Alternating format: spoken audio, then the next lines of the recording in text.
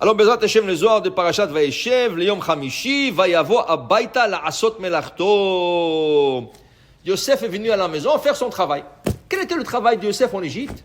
Depuis que son maître, il a vu qu'il a la beracha, il lui a donné le clé de la maison, il lui a dit, toi tu es le comptable, tu gères la maison. Alors c'était le comptable, il gérait la maison de Potiphar, et la Torah nous dit, depuis qu'il a commencé à gérer la maison de Potiphar, Vaïvarech Hashem et Bet Amitzri. Hashem a béni cette maison de cet Égyptien. Il a une bénédiction. Donc, la Torah nous dit, Vaïayom, voilà un jour, Vaïavo Abaita, il est venu à la maison faire son travail. Est-ce que la Torah a besoin de dire ça? Chaque jour, il allait faire son travail. Chaque jour, il allait là-bas pour faire des comptes, pour donner des ordres, pour acheter, pour vendre. Qu'est-ce que la Torah nous dit? Un jour, il est venu faire son travail. Non. Là, il y a une grande discussion. C'est quoi? Qu'est-ce que la Torah veut nous dire? Dans le Talmud, le Zohar, il a une opinion, mais dans le Talmud, il y a une autre opinion. Deux rabbins, Rav et Shmuel. Rav et Shmuel, un de deux disait, il est venu faire son travail normal. Il est venu faire son travail. L'autre, il disait, non. La Torah ne dit pas ça. La Torah dit, il est venu faire son travail, il est venu être avec la femme. Ce jour-là, il a cédé. Il ne pouvait plus. Parce que 3 fois par jour, elle lui changeait les habits, elle lui parlait. Et qu'est-ce qu'il lui a pas fait? Rien que pour qu'il la regarde, rien que pour qu'il soit avec elle. Ce jour-là, dit un de deux rabbanim, il ne pouvait plus, il est venu être avec elle. Et ce jour-là, la Torah dit, En ish babayit. Rachid dit, c'est une fête des goïms. Ils sont tous partis à la maison des idolâtres. Et elle a fait exprès de rester seule. Lui, il savait qu'elle est seule, il est venu. Être avec elle. Donc, la saute melachto, faire son travail, c'est pas la comptabilité, c'est être avec elle. Selon une opinion, selon l'autre, non. Le Zohar, il a une autre opinion. Rabbi Shimon Bar Yochai, il dit, Mazé Babait. Il dit, regarde, on a l'obligation d'étudier la Torah. D'accord?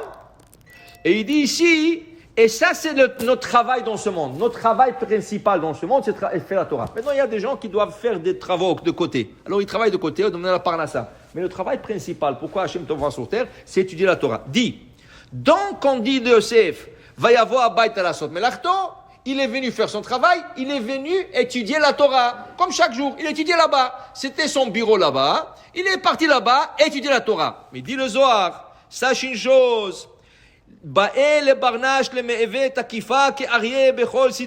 personne doit être comme un lion.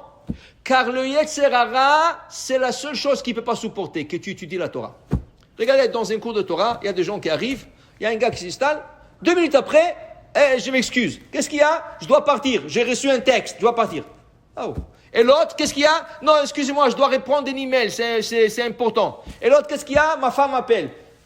Du coup, tout le monde s'assoit et tout le monde part. Qu'est-ce qu'il y a? Tu vas là-bas, des textes, le Tzara est très fort. Il sait exactement, tu vas t'asseoir et tu dis maintenant, il n'aime pas ça. Il t'envoie toutes sortes de messages, urgentes, pas urgentes, toutes sortes des affaires. Tu dois faire ça maintenant et celui-là, il t'appelle. Ouh, ça fait longtemps, j'attendais qu'il m'appelle et il vient t'appeler d'Afka quand tu t'es assis au cours. Il faut être comme un lion, arié, il dit. Yosef était comme un lion, il est venu. Mais tu crois que le Sarah, il va le laisser étudier la Torah? Ce jour-là, elle était seule et c'est là qu'elle a attrapé. C'est là qu'elle a attrapé à lui. Pourquoi? Elle a vu qu'il va étudier la Torah. Elle était seule, elle dit c'est mon occasion. Le Tzara lui dit va l'attraper. Alors elle est venue l'attraper. Yosef en ce moment-là était fort. Qu'est-ce qu'il a fait? Dit le Zohar. Il lui a attrapé les habits et lui il a préféré qu'il lui déchire la robe qu'il avait sur lui et il s'est sauvé. Okay? Qu'est-ce qui est arrivé au juste? Le Midrash nous dit il était presque prêt à faire le péché avec elle. Il l'a attrapé déjà, il était en face d'elle. Il a vu l'image de son père. Devant lui, il y avait l'image de son père, Bachalon. Dans la fenêtre, il a vu l'image de son père.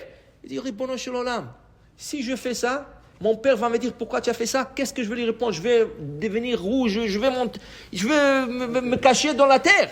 Comment? Il a dit, je ne peux pas faire ça, parce que comment je vais donner un compte rendu à mon père? Il a décidé de courir, elle lui a déchiré la tunique, et lui, il s'est sauvé. Son père, Ken, 12 plus 9, son père, 21 ans plus tard, il rencontre son père. Lui avec la femme, c'était la première année qu'il est descendu, il est resté là-bas 22 ans. Alors 21 ans plus tard, Yaakov il vient. Vous savez que Yaakov, il ne savait pas s'il a fait le péché ou pas avec elle.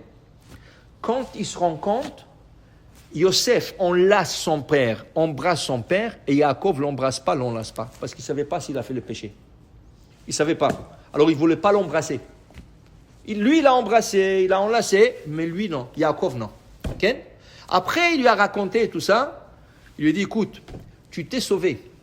Tu sais pourquoi? Il dit, parce qu'il y aura un temps que dans la famille, on aura la famille Cohen, il y aura le grand prêtre, le Cohen Gadol. Et sur le grand prêtre, il y aura le pectoral avec 12 pierres. Il lui dit, Misham ro'e even Israël.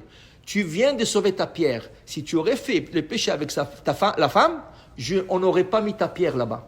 Là-bas, il y a 12 pierres. Dans le pectoral du Kohen Gadol, il y a Reuven, Shimon, Yehuda, Levi, Yehuda, il y a 12 pierres. Chaque tribu a sa pierre. Il dit, tu viens de te sauver. Si tu aurais fait le péché, on n'aurait pas mis ta pierre. Et on n'aurait pas écrit ton nom sur l'épaulette du Kohen Gadol. Sur les deux épaules du Kohen Gadol, il y avait 2 pierres. Shisha mishemotam ala even ha'echad. 6 noms de tribus sur une pierre. Vishisha mishemotam ala even ha'shenit. Et 6 autres noms. Il dit, tu viens de te sauver. Tu vas être écrit sur les pierres. Sur la pierre. Parce que sinon, on ne t'aurait pas écrit. Alors, une personne, avant qu'il arrive, il arrive dans une situation difficile, qu'est-ce qu'on te dit? Pense si ton père serait là. Tu veux faire un péché, tu veux faire quelque chose de grave. Pense si ton père est là, est-ce que tu l'aurais fait? Toujours, il faut s'imaginer son père. Ou un tzaddik, ou n'importe qui, hein, pour dire que c'est, comment on appelle ça? C'est Yosef, il a eu ce mérite, il est venu étudier la Torah, le Tzara est fort, il s'est levé comme un lion.